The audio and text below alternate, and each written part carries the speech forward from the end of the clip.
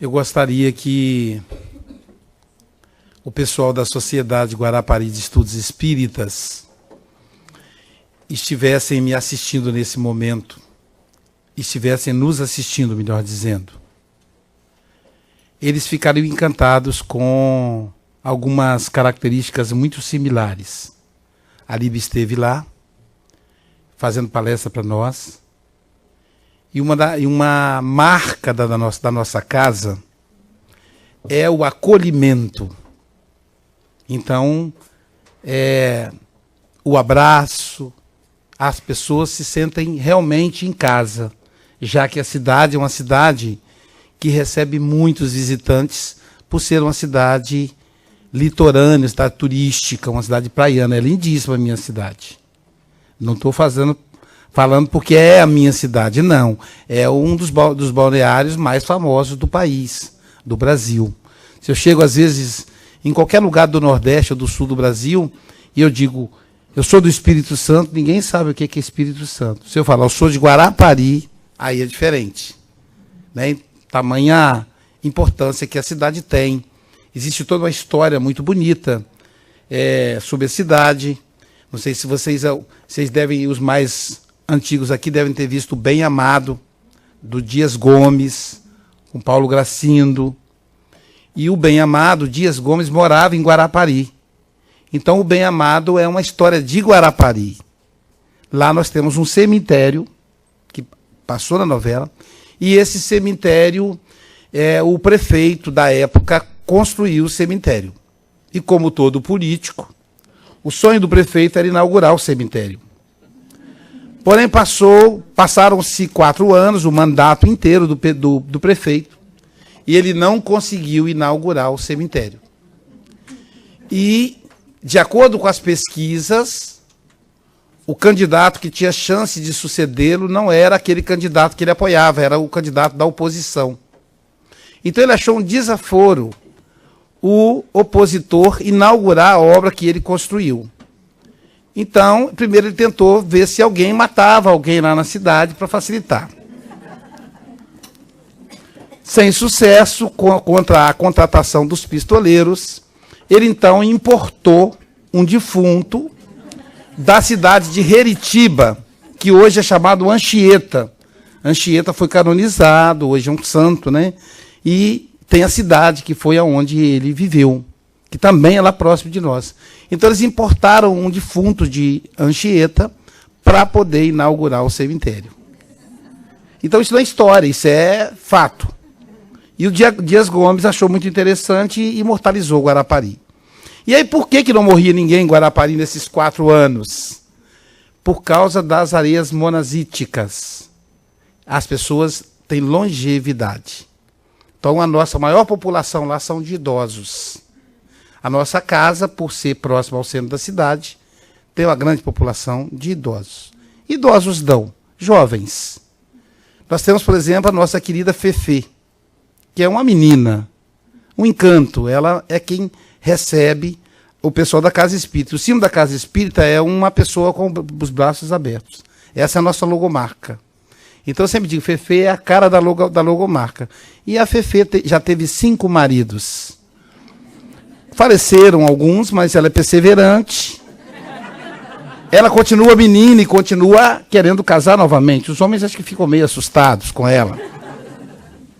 E a Fefê é uma pessoa extremamente antenada. Ela tem Facebook, WhatsApp, Instagram. Vocês têm que ver que coisa fantástica. Então, isso é que é legal. E a gente tem que se manter jovem, né? Como todas as nossas meninas lá da Casa Espírita.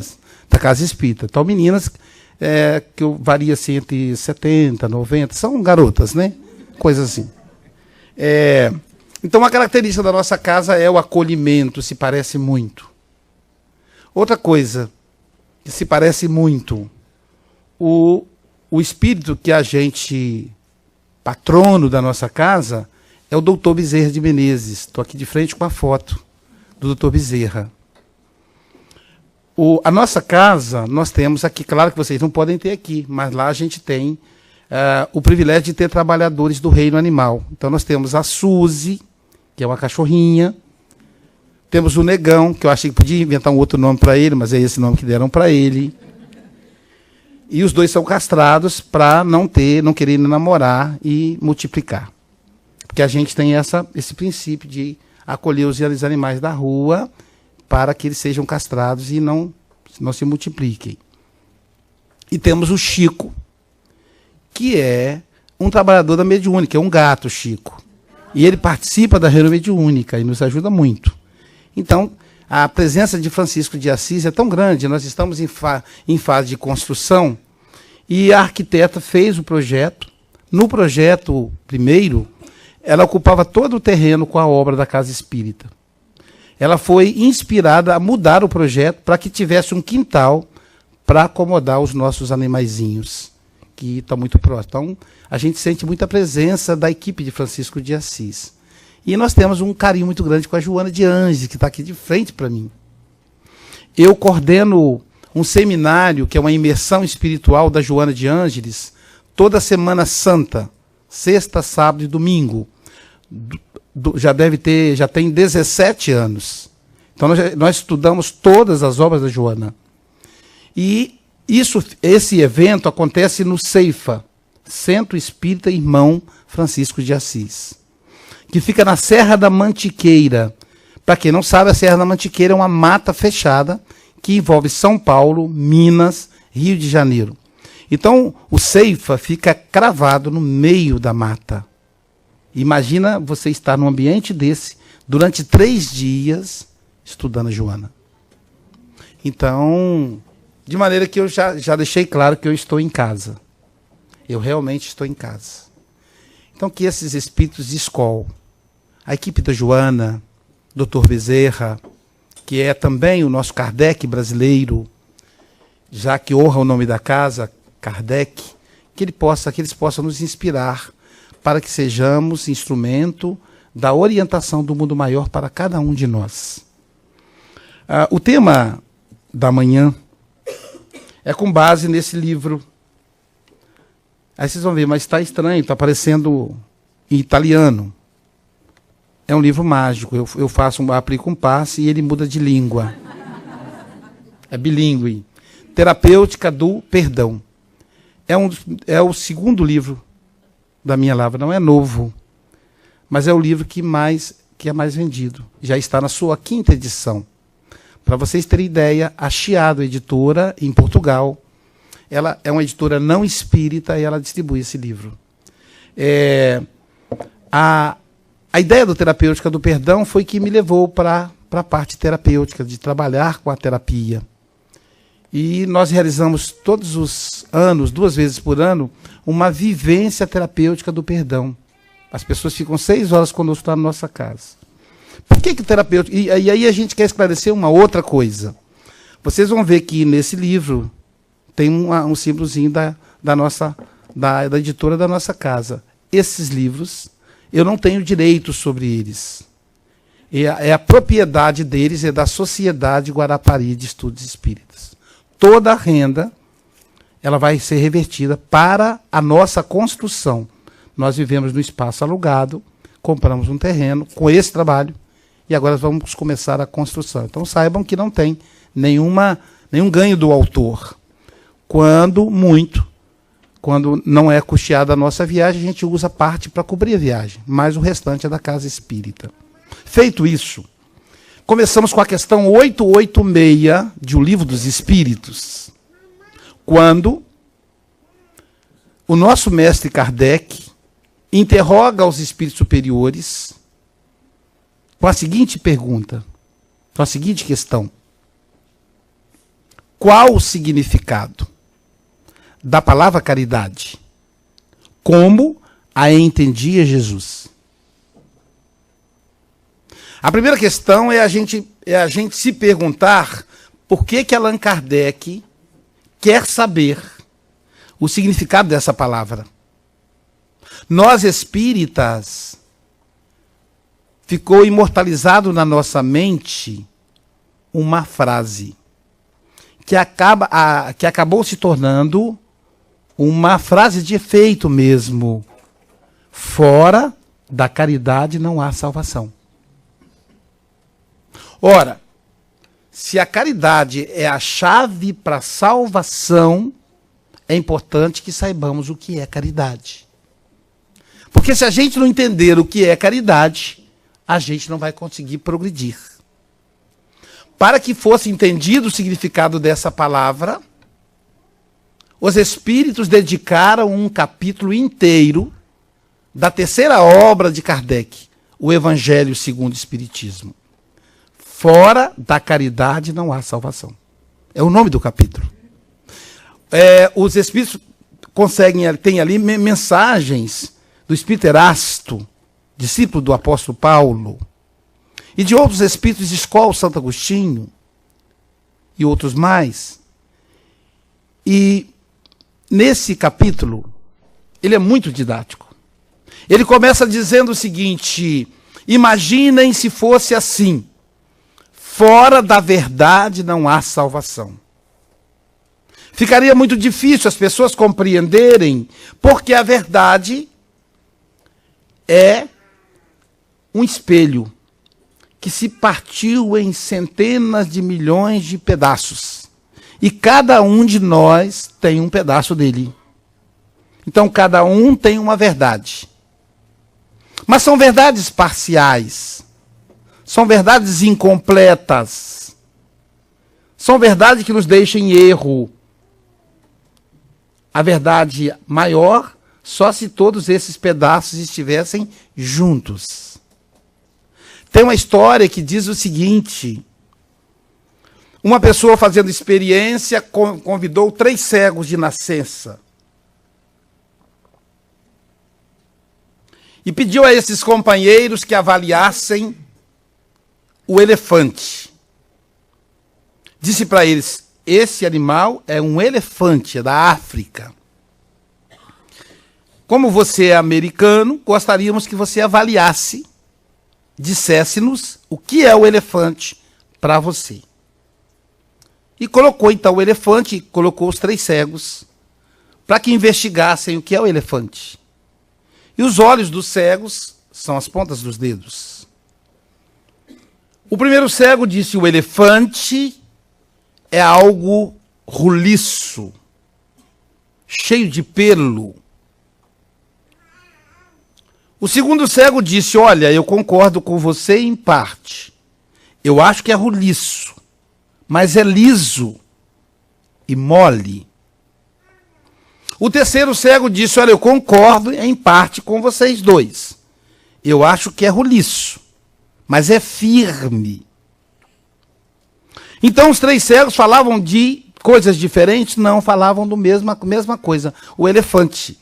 É que um cego tomou o elefante pelo rabo e avaliou o elefante pelo rabo do animal. Por isso, roliço e cheio de pelos.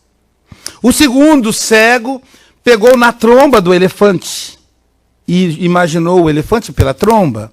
Por isso, roliço e macio. O terceiro cego pegou na pata do elefante.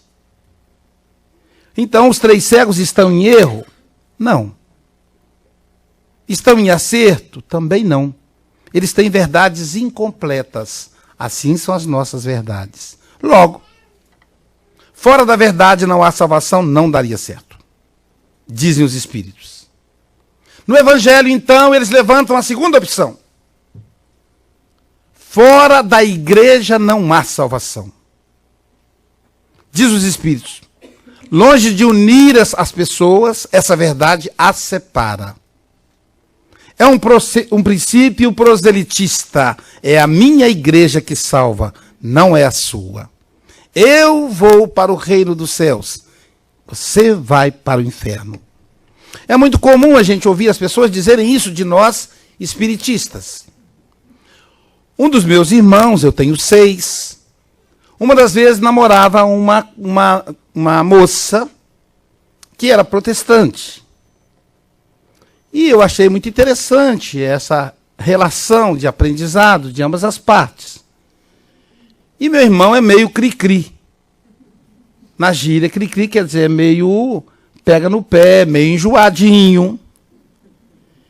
E a namorada, então, em um momento sozinha comigo, ela disse, o que você achou de mim? Eu disse, eu gostei de você, acho você uma boa moça. Ela disse, mas o seu irmão disse que não daremos certo juntos. Eu disse, por quê? Ele disse, porque vocês são espíritas e eu sou evangélica. Mas eu acho isso bobagem, acho que é secundário, acho que é possível. E aí eu disse para ela, como é que o protestante do seu segmento religioso vê o espiritismo? Nós vemos como algo do mal, do capeta. Então logo, o seu marido, se você se casar com meu irmão, seu marido, e provavelmente os seus filhos, porque o espiritismo, como ele é do mal, ele seduz as crianças. Então você vai ter o marido e o filho todos indo para o inferno, só você para o céu. E você vai ficar muito triste. Então, para que dê certo o relacionamento de vocês, eu acho que você deveria pensar numa segunda opção. Além de ir para o céu, você também pode pensar no inferno. Afinal, o inferno não é tão ruim assim, já que tem tanta gente lá. Então, fora da igreja não há salvação, diz os espíritos, não dariam, porque cria espírito de exclusão. Bom, pensaram então na terceira opção. Fora do espiritismo não há salvação. Essa é boa, não é? O que vocês acham? Eu gostei dessa. Eu achei muito legal. Olha só, fora do espiritismo não há salvação. Não é interessante? A senhora não acha interessante essa tese? Fora do espiritismo não há salvação? Poxa, todos estamos aqui, já estamos salvos. Olhamos, dizemos assim, é a doutrina mais intelectual que existe. Só pode quem é inteligente. Só quando as pessoas evoluem podem se tornar espíritas. É assim que a gente pensa. Porém, numa das visitas de André Luiz para Socorro, no Umbral, ele encontrou uma senhora que o conhecia. Essa senhora se levantou lá do meio do lamaçal, porque as pessoas em condição de sofrimento, levantou, olhou para ele e falou, André Luiz, eu sou espírita, eu assisti palestra do Dr. Bezerra de Menezes. Gente, a mulher assistiu palestra do Dr. Bezerra de Menezes. E aí eu pergunto a vocês, o que ela está fazendo lá no Umbral?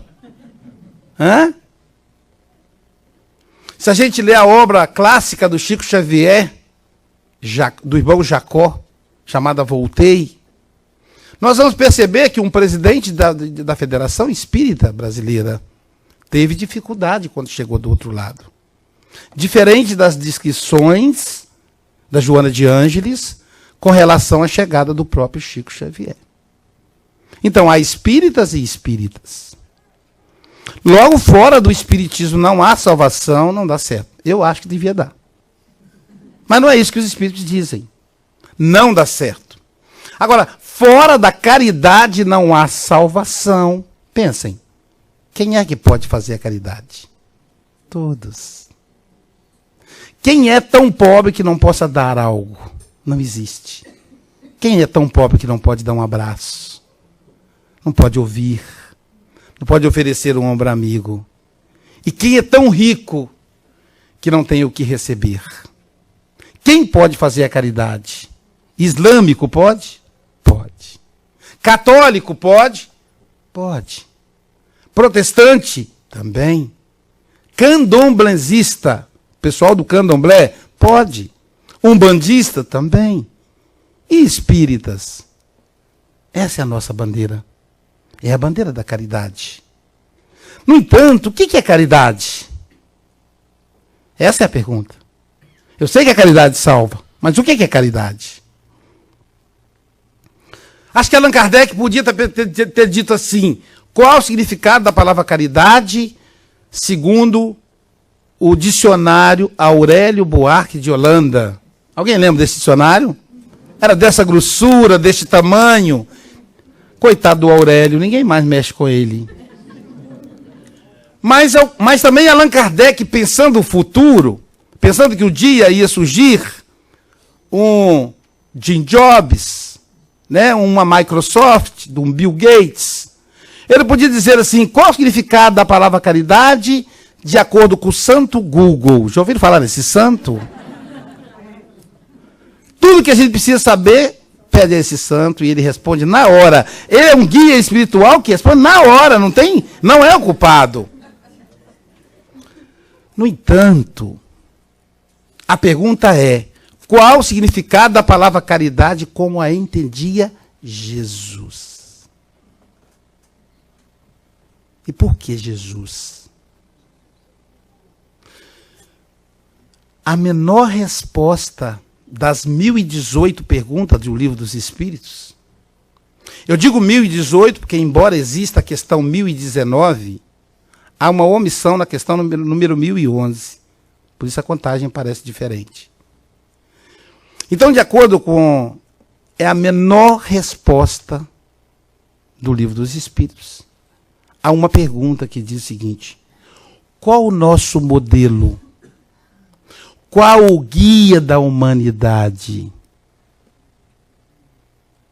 A quem devemos seguir? Pergunta Allan Kardec. Na questão número 625. Pode conferir quando chegar em casa. E a resposta é a seguinte: Jesus. É o nosso modelo. É o nosso guia.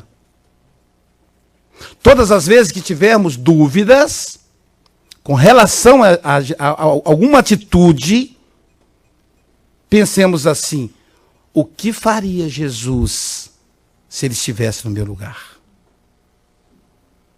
Se eu estou com muita raiva da esposa, estou chateado com ela, não quero conversar com ela, eu penso, se Jesus fosse casado com a minha esposa, o que ele faria? Talvez a resposta vai ser, ele teria separado, ele não aguentaria. Mas a gente sabe que seria diferente. Ele jamais condenou. Ele jamais ofendeu. Ele esclareceu. Ele amou. Amou como ninguém nunca amou. E como ninguém nunca amará nessa terra. Amai-vos uns aos outros, como eu vos amei. Como é difícil seguir essa frase de João. Fica mais fácil para nós amar ao próximo como a ti mesmo. Que amar ao outro como Jesus ama. Só o Dr. Bezerra. Só o Chico Xavier. Só a Madre Teresa de Calcutá. A Madre Teresa diz assim: amar até doer. Olha só que profundidade do amor. O apóstolo Paulo, na primeira carta aos Coríntios, ele vai falar da caridade. E algumas traduções traduzem a palavra caridade para a palavra amor. Vocês já devem ter visto várias traduções assim. O Renato Russo, do Legião Urbana, faz uma homenagem a essa carta, falando amor. Então a caridade é o amor. Como é que Jesus entende a caridade? Qual o significado dessa palavra tão emblemática, mas extremamente necessária para nós? E os Espíritos respondem: benevolência para com todos. Para ser benevolente para com todos, a gente vai precisar do perdão. Benevolência para com todos. Inclusive para com você. Para conosco mesmo. Muitas vezes somos vitimados, paralisados na tarefa espiritista, graças à culpa. Começamos a desenvolver, vamos ajudando no passe, na limpeza, no mutirão, na evangelização, na livraria, na mocidade espírita, na reunião mediúnica. Até que deparamos com a pessoa do passado. Olhamos para aquela pessoa, um sentimento estranho nos envolve. Uma hora é a mágoa, outra hora é a culpa. E traduz-se no movimento espírita com a palavra milindre. Milindre é coisa de mineiro, seria melindre o certo. Então, nos tornamos vítimas do melindre e nos afastamos da casa espírita. Existem pessoas que deixam de ser espírita.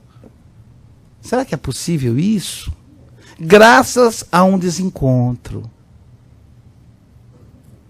Outros dizem, não, eu não gosto daquela dirigente, daquele presidente, então não vou mais lá no centro. Mas seu compromisso não é com a presidente ou com o dirigente. Seu compromisso é com Jesus. E param. O espírito Manuel Filomeno de Miranda, em uma de suas obras extraordinárias, eu acompanhei todas as obras do Manuel. Eu me dedico a ler 2 obras todo ano, eu faço questão. As obras da Joana, a obra nova que ela lança cada ano, e do Manuel Filomeno, que aliás o ano passado não lançou.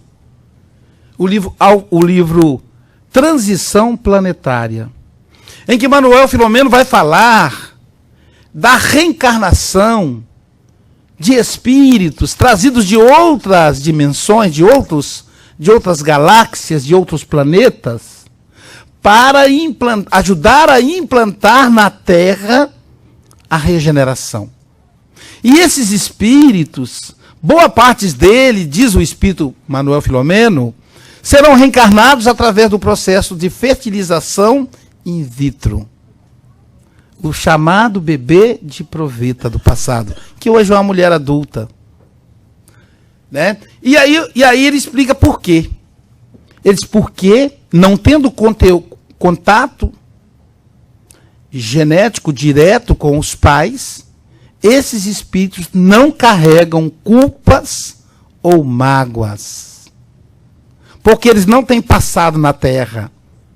Então eles são espíritos corajosos, pujantes, missionários em sua área. No direito, prendem políticos corruptos, caros, prendem juízes, promotores, são juízes destemidos, são promotores corajosos. Na medicina, se destacam pela dedicação à profissão e pelas novas tecnologias que trazem. Na matemática, destacam-se na tecnologia que nós chamamos hoje de internet. Então, esses espíritos não trazem a culpa, a mágoa. É isso que nos atrasa. É isso que paralisa a nossa evolução. É por isso que Jesus diz benevolência para com todos. Esse é o significado da palavra caridade, de acordo como entendia Jesus, respondido pelos espíritos superiores. Mas não termina aí. Benevolência para com todos, vírgula. Indulgência para com os erros alheios. Sermos indulgentes. Não queremos condenar o outro. Não é nem julgar. A gente não julga. Nós pulamos essa parte, já condenamos. Tá vendo aquela vizinha? Quando o marido viaja, aparece um visitante lá, o Ricardão. E a gente fica vigiando a vida da vizinha, ao invés de cuidarmos da nossa vida. E condenando uma pessoa que deveria merecer as nossas preces. Porque está cavando um sofrimento imenso. Está correndo risco de provocar homicídios. Mas a gente condena. Então, indulgência é a segunda frase. Será que a gente entendeu que isso é perdão? Para completar, eles dizem assim, e perdão das ofensas. Pronto, não tem desculpa mais. Está lá, questão 886. Benevolência para com todos. Indulgência para com os erros alheios. Perdão das ofensas. Por isso a palavra perdão ganhou um significado maior para mim, a ponto de gerar um livro, o livro do perdão, onde eu tentei, a partir dos sentimentos, num diálogo escrito, escrever sobre o assunto perdão. No livro Pão Nosso, do Espírito Emmanuel, através do nosso querido Chico Xavier. Aliás, o Chico Xavier ele escreveu, psicografou 4 livros. Pão Nosso, Vinha de Luz, Fonte Viva, Caminho, Verdade e Vida. Esses livros, inclusive, ganharam o prêmio aqui nos Estados Unidos, por ser os livros cristãos mais lidos, mais bem explicados da mensagem de Jesus. Esses livros têm uma característica interessante. Por exemplo, são 180 lições. Por que esse número? Será que é por acaso? E aí eu pensei o seguinte: essas 180 lições representam 180 graus que temos que dar em nossa vida. Suponhamos que eu estou num caminho que está me trazendo sofrimento. Se eu virar 90 graus, eu saio parcialmente desse sofrimento. Mas se eu virar 180 graus, eu fico no sentido contrário ao que eu estava. Aí eu saio do buraco em que entrei. Saio da caverna, de acordo com Platão, no mito da caverna, em que ele fala que o homem, entrando na caverna, tem a ilusão de que ele vai encontrar a felicidade, porque a luz projeta nas paredes da caverna, e ele acha que a luz nasce daquelas paredes, só que ela está projetando por trás dele. E ele vai buscar a luz. Quanto mais ele busca, mais ele entra na caverna. Quanto mais ele entra na caverna, mais escuro fica para ele. Qual é a maneira dele sair da caverna? Virar 180 graus. Não podia ser 360 lições? Não, ele voltaria ao ponto inicial. Então, são obras extraordinárias, obras do Emmanuel. E Emmanuel merece o título. Porque o Emmanuel foi quem evangelizou os brasileiros. Foi quem levou o evangelho do velho para o novo mundo. O padre Manuel da Nóbrega. Então, ele pegou o evangelho e implantou o evangelho na América do Sul. Logo, ele entende de evangelho. E Emmanuel, então, faz a seguinte reflexão na obra O Pão Nosso. Aliás, eu estou aqui diante de um relógio que é problemático. O ponteiro dele roda muito rápido. Eu tenho até 12:30, não é isso, gente? Só para eu poder me localizar aqui. Cadê o dirigente? O dirigente? Isso, né?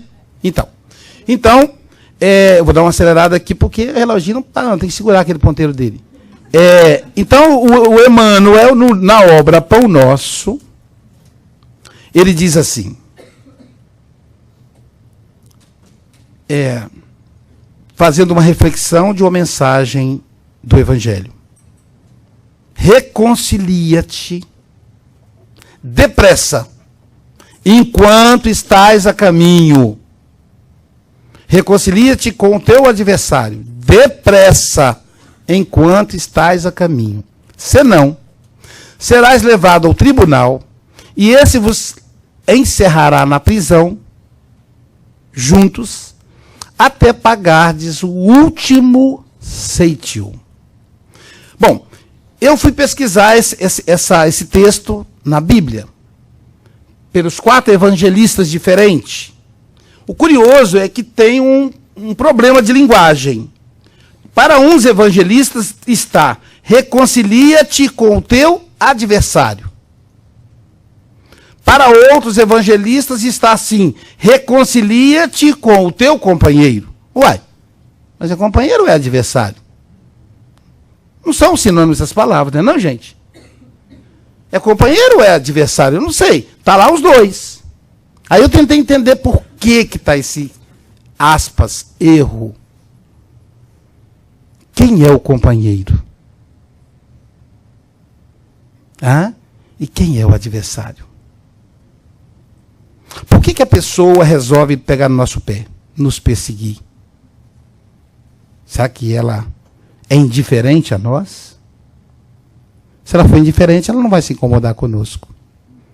Existe um vínculo conosco.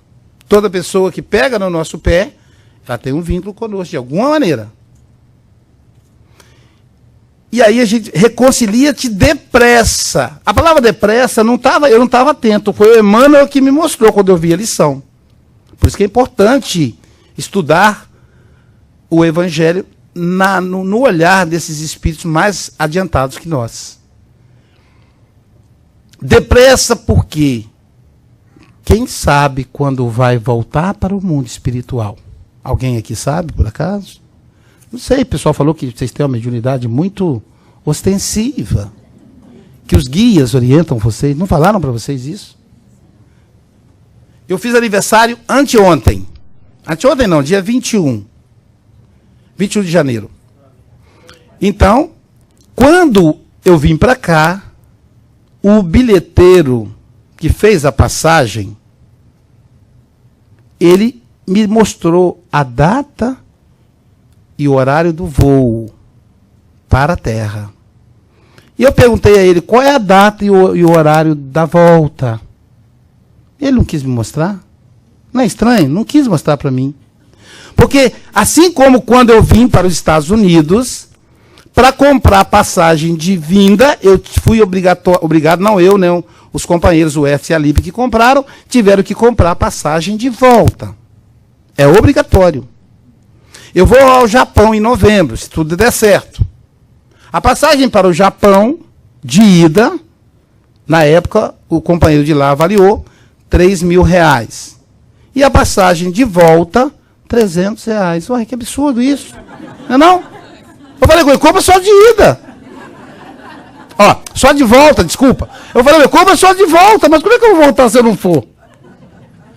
Ou seja, eu tenho que ir e voltar, senão o governo não autoriza a minha entrada.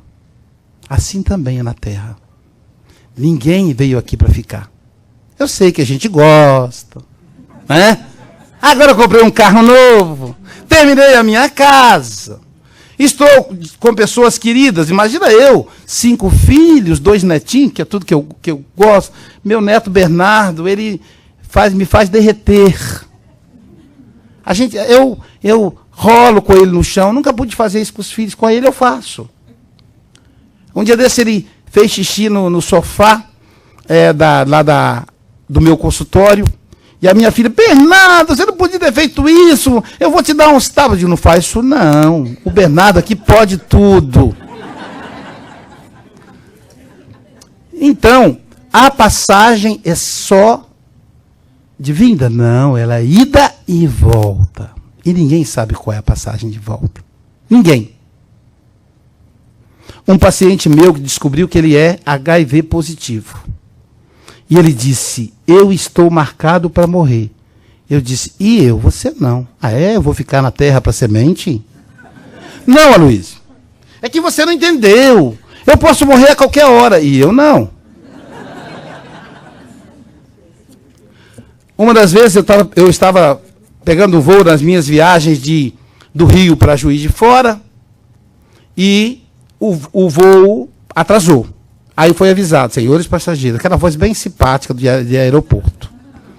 O voo número tal, foi adiado porque a Infraero não autorizou.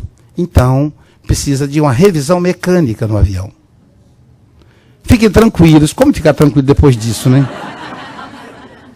Que convocaremos depois de alguns momentos. Aí, 50 minutos depois, entramos nós no avião.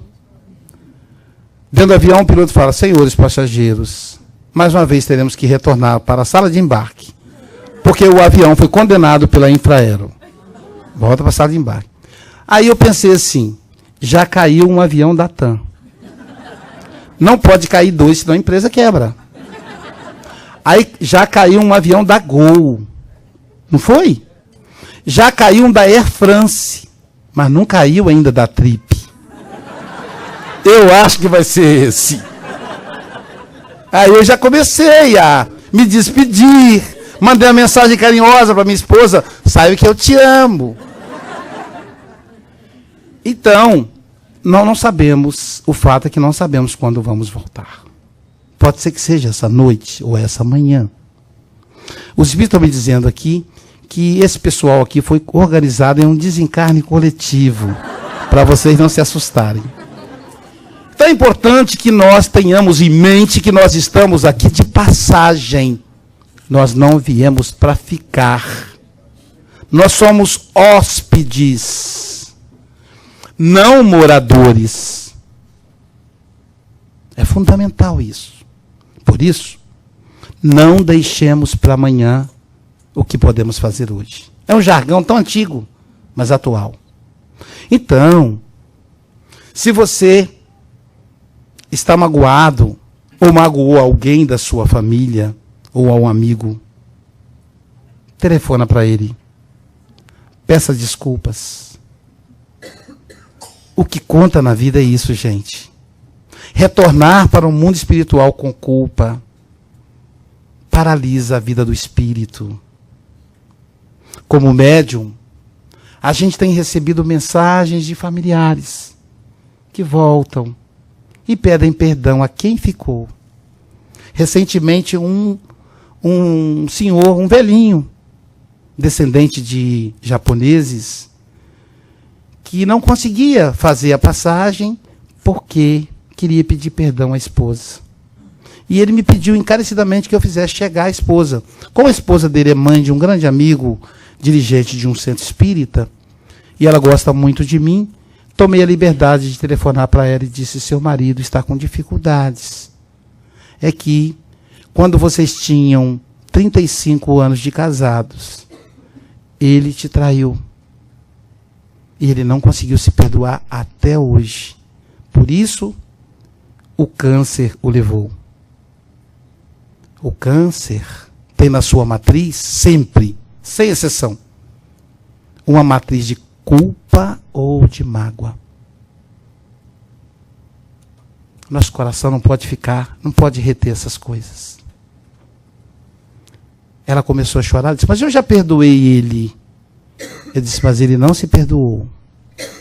Ela disse: então, eu estou dizendo para ele agora: meu querido, eu te amo tanto. Isso foi tão pouco comparado aos 76 anos de casados que nós passamos juntos. Você sempre foi um marido fiel, leal, honesto. Você ajudou a educar os nossos filhos. Aquilo foi só um deslize. Você é gente, é ser humano, e ser humano erra. Eu não errei nesse campo, fui fiel a você, nunca lhe traí, mas errei em outros campos. O companheiro chorava copiosamente enquanto ela falava. Ele é pequenininho, né? Se debulhava todo em lágrimas. Aqueles olhinhos já parece que ficam fechados, né? Porque eles abrem muito pouco o olho. Aquilo era água pura. E aí eu percebi o guia espiritual abraçando ele e levando embora. Era só o que ele precisava, era ouvir da esposa. Então, não deixemos para depois. O perdão é necessário, sempre. O nosso livro encerra com um capítulo de um amigo de infância. Esse amigo eu conheci, tínhamos uma média de 9 a 10 anos cada um. Eu levava almoço para o meu pai, que era pedreiro.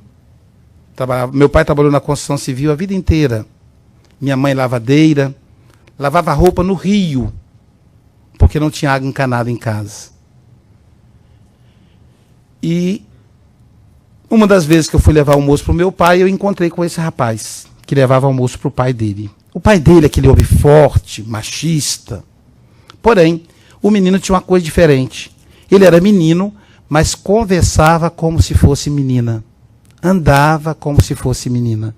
Nos meus 9 anos de idade, eu achei curiosa aquela cena. Como pode, né? Um homem que anda como mulher, que fala como mulher. Na verdade, um menino. O tempo passou. Na 5ª série primária, ou primeira série ginasial, como chamavam na época, eu fui matriculado e mudei de escola. Não tinha um aluno que eu conhecia. As carteiras eram para duplas. Ninguém quis sentar do meu lado, porque eu era um desconhecido. Até que eu vi entrar pela porta aquele rapaz. Aquele menino, melhor dizendo. E aí a professora disse: Aloysio, ele pode sentar com você? Com o rosto cheio de alegria. Eu disse: claro. Aí ele sentou e ficamos conversando. No intervalo das aulas, eu era muito lento para escrever, então demorei a sair para o recreio. Quando eu saí, estava uma gritaria só. Os outros garotos jogando papelzinho e xingando ele de mulherzinha, de bichinha e de outras palavras que eu não vou repetir aqui porque são grosseiras. Ao ver aquela cena, e ele acuado no cantinho, mais de 10 garotos jogando bolinhas de papel nele. Eu chamei imediatamente a coordenadora, que veio, espalhou a criançada e levou o meu amigo para a sala de coordenação. A aula voltou e ele não voltou. No dia seguinte, ele não apareceu. Eu perguntei à professora, ela disse os pais foram chamados aqui. E foi feita a transferência, porque ele estava atrapalhando o andamento da escola. Ele que estava atrapalhando. E nunca mais eu vi meu amigo. Na primeira edição do livro A Terapêutica do Perdão, era uma capa azul, não tinha esse último capítulo ainda. Eu estava fazendo uma palestra para 3.000 pessoas no Centro Espírita Leon Denis, em Bento Ribeiro, no Rio de Janeiro. Quando eu vi, no fundo da sala, um homem de barba branca, alto, magro. Eu pensei, será que é o espírito? E ele olhava para mim e chorava o tempo todo. Ao final da palestra, ele disse: eu posso falar com você? Não, eu posso. Aí ele fez a fila para a dedicatória do livro.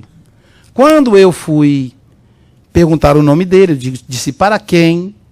Ele pôs a mão em cima da minha e disse assim: como está o seu Joaquim e a dona Alice? Meus pais. Eu disse: ele conhece meus pais. Eu disse: estão bem, graças a Deus. O senhor me conhece? Ele disse: você não lembra de mim? Eu disse: vagamente. Não lembra, né, gente? Então, vagamente é conversa. É conversa. Quando a pessoa falar com você vagamente, você diz: não lembra, né? Ele disse: eu sou o pai de fulano de tal. Aí eu disse: meu amigo, como é que ele está? Ele disse: você tem um tempinho para a gente conversar? Eu disse: tenho. E ao final da dedicatória ele esperou. E ele me disse, quando ele completou 14 anos, 14 para 15 anos, eu flagrei ele dando um beijo num outro menino. Eu fiquei tão enfurecido, você me conhece, você lembra de mim. Ele tem uma mão desse tamanho. Eu dei um soco no rosto do meu filho e coloquei ele para fora de casa. A mãe dele, que era empregada doméstica de uma empresa, de um cinema da cidade, ligou, a mãe procurou, a esposa procurou e disse: olha, socorre meu filho, ele está na rua, e ele é só uma criança. Ninguém da família quer acolhê-lo, o pai o expulsou. Você é mãe, patroa, como eu, o que você pode fazer para me ajudar? A patroa disse: bom, na capital a gente tem uma casa onde meu marido resolve negócios. Se você, não é aquele que vem aqui que te ajuda a lavar vasilha, arrumar a casa, é aquele mesmo. Você é tão bonzinho, então. Se você quiser levá-lo para lá, na capital, ele vai poder estudar. E meu filho foi para a capital, estudou e montou um salão de beleza. E o salão de beleza prosperou. E um dia eu estava em casa, assistindo o programa do Chacrinha, em um sábado. Quando eu olho para a porta e vejo aquele homem de 2 metros, de olhos verdes, bonito. Meu filho era bonito, Aloysio. E eu disse, ele olhou para mim, eu então olhei para ele, eu não disse nada. Fui para o meu quarto. A mãe, a minha esposa veio, as minhas filhas, e disseram: e aí, papai e tal, mamãe, não sei o quê. E aí Ele abraçou, presentes, e todo mundo rindo. E eu lá do quarto escutando. Quando ele disse assim, mamãe, eu preciso falar com o papai. E ela disse, seu pai, você sabe como é que é, meu filho? Ele disse, mas eu preciso conversar, fazer uma reunião com vocês. E aí a minha esposa foi no quarto e disse, nosso filho quer falar com você. Quer falar conosco. Ele disse, nosso filho não. Eu tenho 2 filhas, eu não tenho filho. E a minha esposa disse, não importa. O meu filho quer falar conosco. Vá agora para a sala. E você sabe, Luiz, quando a esposa fala com essa delicadeza, a gente obedece. E aí, na sala, ele disse assim, papai, o senhor já está de idade para trabalhar no serviço pesado. Mamãe não aguenta mais esfregar chão.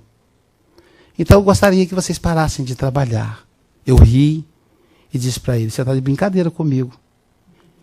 Nós moramos de aluguel. Quem vai pagar o aluguel dessa casa? Quem vai pagar água, luz, telefone, comida, açougue? Você acha que isso cai do céu, meu filho? Ele disse, pai, com relação à casa, eu juntei um dinheiro e nós vamos agora na imobiliária para vocês escolherem uma casa para nós, para vocês. E com relação às despesas, papai, todo mês eu vou mandar um cheque. E a Luísa era rigoroso. Todo final de mês o cheque chegava. Foi como se meu filho me desse uma punhalada. Nada poderia ser tão violento para mim do que a atitude dele. Uma culpa me corroía. O filho prosperou mais ainda. Comprou apartamento, carro zero. Trocava de carro todo ano, muitas festas, namorados, drogas. Dá para imaginar, década de 1980, HIV, AIDS. Naquela época não havia coquetel. A AIDS matou Lauro Corona, Renato Russo, Cazuza, Sandra Breia. E também matou o nosso personagem. Antes dele desencarnar, já aparecendo as pintas, as feridas, o salão esvaziou. Quem vai querer cortar cabelo com aidético? E os amigos de farra sumiram. Amigos de farra é assim. Só estão presentes quando a gente está com dinheiro. O médico disse para ele, olha, volta para casa. Ninguém melhor do que a família numa hora dessa. E aí, Aloísio, estava eu novamente assistindo o programa do Chacrinha, quando eu olho na porta e vejo aquele homem, 2 metros de altura. Não era um homem, era um esqueleto. Ele havia perdido toda a massa física. Os olhos lindos da mãe. Só os olhos estavam vivos. Eu fingi que não percebi a cena, levantei-me e o abracei. E disse, meu filho, você veio nos visitar, que alegria. Ele disse, não, papai, eu vim para ficar. Eu posso morar com vocês? Claro, meu amor, a casa é sua. Foi você quem a comprou. Não, papai, a casa é nossa. E a partir daquele dia, Luísio, eu fiz um curso de primeiros socorros, eu aplicava injeção, aprendi a aplicar injeção, a limpar o vômito, porque as enfermeiras e os médicos não chegavam perto dele. Fazíamos assim um revezamento. Minha esposa cuidava durante o dia e eu durante a noite. Uma noite, ali pelas 2 da manhã, eu escutei uma voz baixa dizendo, papai. E aí eu pulei em pé, porque eu estava arisco. E ele disse, posso falar com o senhor? Eu disse, pode. Sentei-me na cama dele, pus a cabeça dele no meu colo. E disse, o que foi, meu filho? Ele disse, eu quero lhe pedir perdão, papai. Perdão de quê? Ele disse, da decepção que eu provoquei para o senhor. O senhor teve 2 filhas. Quando eu nasci, o senhor deve ter pensado, agora nasceu um macho, nasceu um homem como eu. E veio eu, papai, para te decepcionar. E eu disse para ele, não. Você é homem, muito mais do que muitos homens que eu conheço. Um homem que honrou, em primeiro momento, a sua família. Por isso, meu filho, não tem motivos para você pedir perdão. Perdoe a você mesmo. já que você está me pedindo perdão, eu gostaria de te pedir perdão por minha culpa. Você caiu nesse mundo e tirou a própria vida. Perdoa, meu filho. Não tem uma noite que eu consiga deitar sem me lembrar da cena do soco. Ele disse, perdoar por quê? Quem construiu a minha vida fui eu, papai. Ser homossexual não é nenhum problema. Assim como ser heterossexual. O problema é quando nos metemos com sexo promíscuo, que tanto homo como héteros se metem às vezes. Então, eu construí o meu problema. Não foi o senhor. O senhor é uma mãe, pai. O senhor me pega no colo, o senhor troca minha fralda. Quem pode ter um pai como eu? Eu sou uma pessoa feliz porque ganhei um presente de Deus. Eu tenho 2 mães, eu não tenho pai. O senhor é uma mãe. Muito obrigado, pai.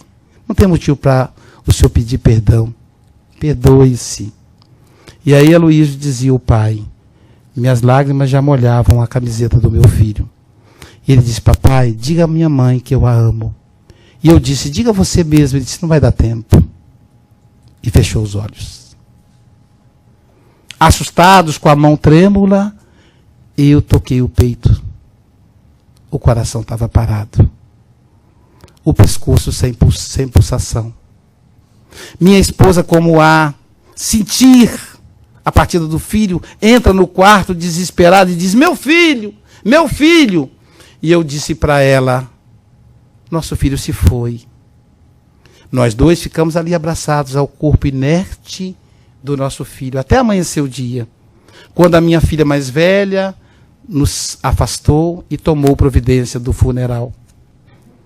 Eu procurei a religião que frequentava, me disseram lá que o homossexual vai para o inferno. Mas meu filho era um bom homem. Desde então estou aqui na Casa Espírita assistindo às palestras, que tem me consolado muito o coração. Então, meu amigo, eu quero lhe perguntar, onde está meu filho? Quando ele perguntou, eu olhei, aquele ser, aquele corpo, aquele homem alto, forte, os olhos verdes da mãe, e o perispírito a uma cor esverdeada clara, parecendo neon, abraçou o pai que chorava. Eu pude ver o coração pulsando do pai e o coração em luz do filho se fundirem. E aí eu percebi a importância do abraço. Perdão é o que precisamos, meus amigos. Se a gente não consegue se perdoar ou perdoar o outro, porque nos machucou profundamente, lembremos da mãe de Jesus, que teve que perdoar aqueles que mataram seu filho que foi justo, que não fez mal a ninguém. Ela teve que perdoar e amá-los, porque ela foi condecorada pelo próprio filho como Mãe Santíssima. Lembremos dela, como diz o poeta, através do Chico Xavier. Ave Maria, Senhora, o amor que ampara e redime. Ai do mundo, se não fora a vossa missão sublime, cheia de graça e bondade, é por vós que conhecemos a eterna revelação da vida em seu dom supremo. O Senhor sempre é convosco, mensageira da ternura, providência dos que choram na sombra das desventuras. Bendita sois vós, rainha, estrela da humanidade, rosa mística da fé, lírio puro da humildade. Dentre as mulheres sois vós, a mãe das mães desvalidas. És a nossa porta de esperança, mãe. É o anjo das nossas vidas. Bendito o fruto imortal da vossa missão de luz. Desde a paz da manjedoura aos sonhos além da cruz. E assim seja para sempre. Ó divina soberana, refúgio de todos aqueles que padecem. Queremos a cor e a luz do seu manto. Muito obrigado, Senhora. Muito obrigado, Jesus. Muito obrigado, amigos. Muita paz a todos.